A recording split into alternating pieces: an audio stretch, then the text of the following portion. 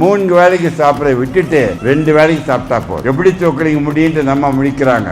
ஒரு வேளை சாப்பிட்டால் அவன் யோகி, 2 வேளை சாப்பிட்டால் போகி, உடல் நலத்துடன் இருப்பான். 3 வேளை சாப்பிட்டால் லோகி, வியாதிகளை வரவேற்கின்றான். 4 வேளை சாப்பிட்டால் அவன் துரோகி என்று சொல்லுகின்றேன். சரி, உங்களிடம் ஒரு கேள்வி. தண்ணீர் நிறைய குடிக்கணும். ஐ மீன் அந்த தண்ணி நினைச்சிடாதீங்க, குடிக்கின்ற நீர் நிறைய, ஒரு நாளைக்கு குறைஞ்ச 3-4 லிட்டர். அது ஞாபகம் வைத்துக் கொள்ளுங்க. எந்த பருப்புல கொலஸ்ட்ரால் அதிகமா இருக்குன்னு சொல்லுங்க பார்க்கலாம். எந்த பருப்பில் சொல்லுங்க. முந்திரி பருப்பு, ரொம்ப மகிழ்ச்சி. எல்லாம் சொல்லுங்க பார்க்கலாம். ஒன்னு கேஷ்யூ நட்ஸ், உங்களுக்கு பிடிச்சமானதெல்லாம் சொல்ல.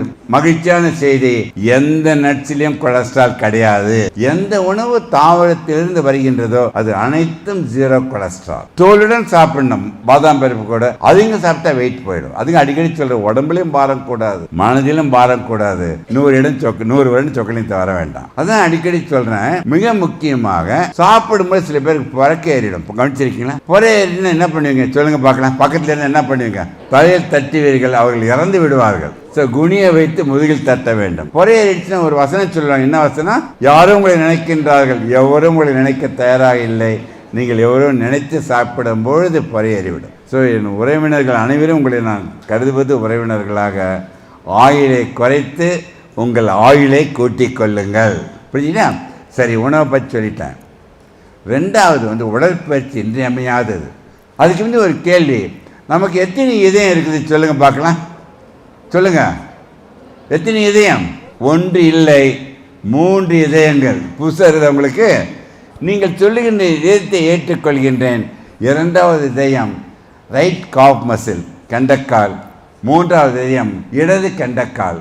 காஃப் மசில் தான் 2 பெரிஃபரல் ஹார்ட். அந்த 2 ஹார்ட்டையும் நீங்கள் இயக்கிக் கொண்டிருந்தால்தான் காலில் இருக்கின்ற ரத்தம் பம்ப் பண்ணி இதயத்துக்கு போய் இது இதமாக இயங்க முடியும். So human being are meant to be kinetic. நிற்கணும், நடக்கணும், நீந்தணும், ஓடணும், எதுனாலும் பண்ணணும். All the time you must moving. புரிஞ்சிட்டிங்களா? அது படுத்தோடனே ரத்தம் தானாக போயிடும். So exercise mandatory. Aerobic exercise very good. இன்றும் நான் இதயத்திரிகள் 9வது மாடியில் இருக்கின்றேன். இந்த சொக்கலிங்கம் இந்த 9 மாடி செல்வதற்கு இன்று வரை நான் ஒரு முறை கூட லிஃப்டை பயன்படுத்தியது கிடையாது. நான் படிக்கட்டில் தான் போவேன். புதுசாக லிஃப்ட்டு மேலே வந்தான். சார் லிஃப்ட்டில் வாங்கலன்னா, ஏன்பா தொந்தரவு பண்ணுறீங்க? லிஃப்ட்டில் வாங்க சார், மேலே சீக்கிரம் போயிடலாமேன்னா. ஸோ உடற்பயிற்சி இன்றியமையாக்கிக் கொள்ளுங்கள். அது மஸ்ட்டுன்னு வச்சுக்கணும். தூக்கம் இன்றியமையாதது. படுத்தவுடன் 2 நிமிடத்தை தூங்கிடணும்.